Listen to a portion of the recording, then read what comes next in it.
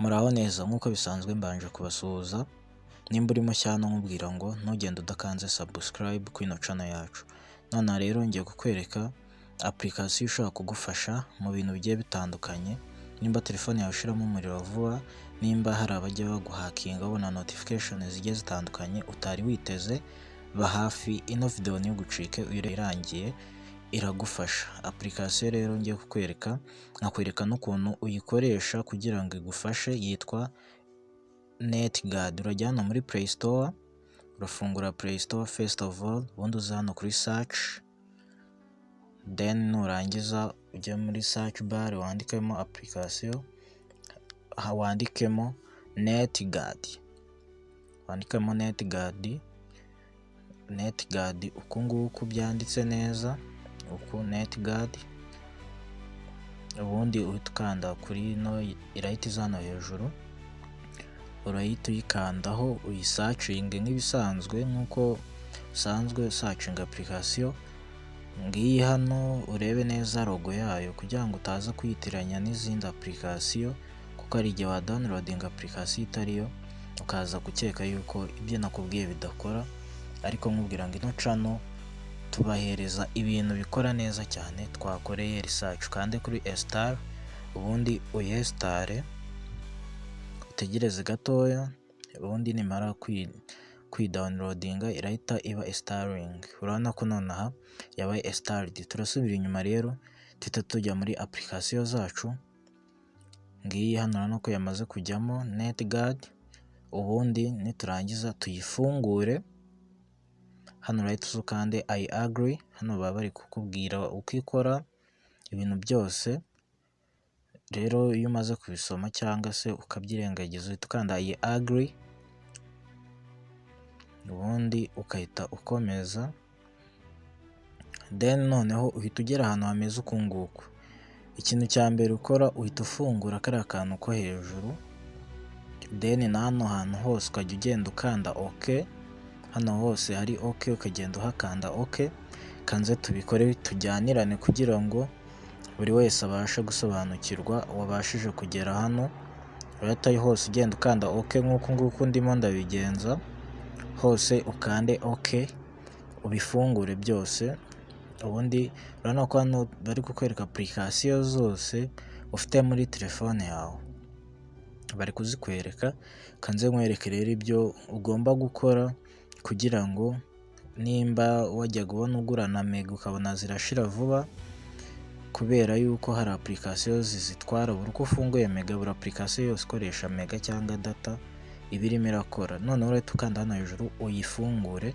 Hano iyo hakanze nibwo uba ugiye kwemerera ino application gukora, urahita uhakanda uhafungure.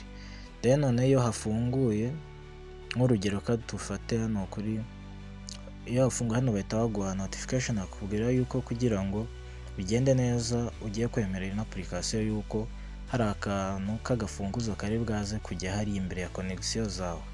Uhita ukanda hano handitse OK ukabyemera, ukahita ukanda OK. n'ubundi urahita ukanda OK, urakanda OK. Urabona ko hariya hejuru kuri connection hagiye agafunguzo, urahita uza hano ukande kuri don't ask again kugira ngo atongera kubikubwira bino. Uhita ukanda OK, then ukande OK. Urabona ko ka gafunguzo kahise kaza ari imbere ya connection zawe. Hano ni icyerekana yuko ino application irimo irakora, ni icyerekana yuko irimo irakora. Hano hejuru urabona ko ari kubwira ngo optimize battery usage. Hano bakubwira ngo rengera ubuzima bwa batiri yawe, nyine muri make batiri yawe kugira ngo itazayishiramo umuriro vuba. Urahita usubira inyuma rero, urahita usubira inyuma. Urabona ko bakikubwira yuko ino application ishobora kugufasha kwita kuri bateri ya telefone yawe. Urahita usubira inyuma. Ubundi iyo udashaka yuko hari application ikoresha mega zawe mu gihe utabishaka, ufunga hari ahantu. Urabona ko Facebook tuyifunguye bitari gukunda. Kanze nsubira inyuma mbereke neza ukuntu mbigenje, impamvu itari gukunda. Bivuze ngo nayifunze nta mega irimo irakoresha, kandi ubusanzwe ubundi Facebook ihita ifunguka iyo ufite mega ariko urabona yuko yanze gufunguka kubera yuko namaze gufunga yuko nta mega igomba gukoresha mu gihe nabishaka. Nshobora kuba wenda mbikoze mutareba akantu njye mbibereke.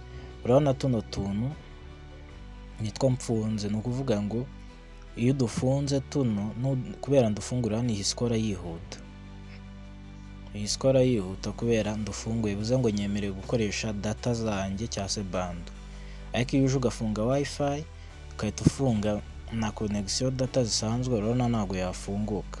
Biriya rero icyo bifasha ni iki? Ni ukuvuga ngo mu gihe hari application udashaka yuko ikoresha bando zawe cyangwa se ushaka yuko bando zawe zimara igihe, uba ugomba gufunga turiya tuntu tubiri gusa.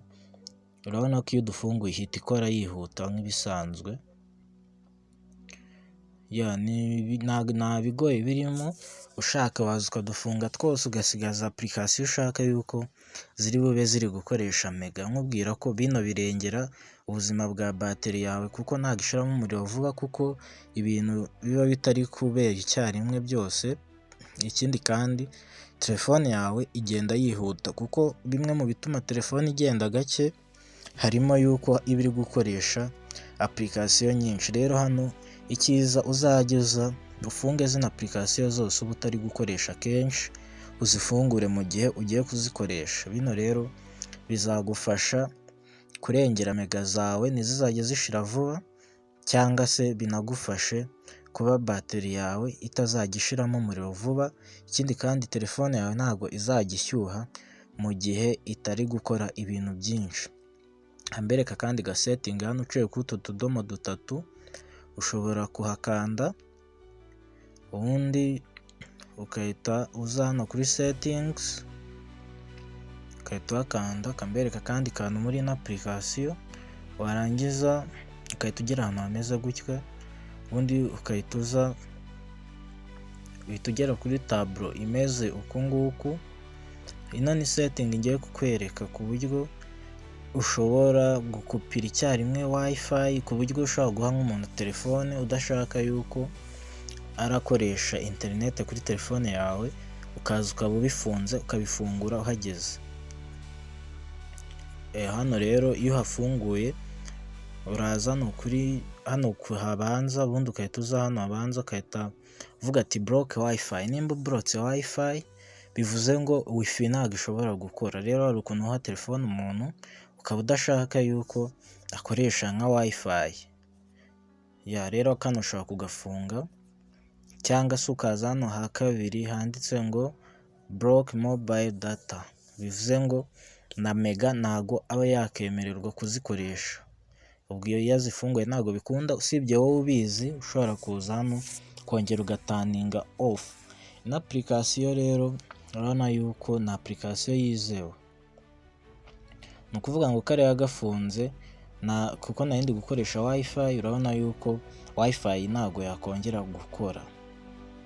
Wifi ntabwo yakongera gukora kubera yuko nayifunze. Ariko urebe ningafunga kadafunguye, muri make nkoze unblock kuri wifi, urabona ko bihita byihuta nk'ako kanya, ni nk'umurabyo, ni ugukozaho kabisa.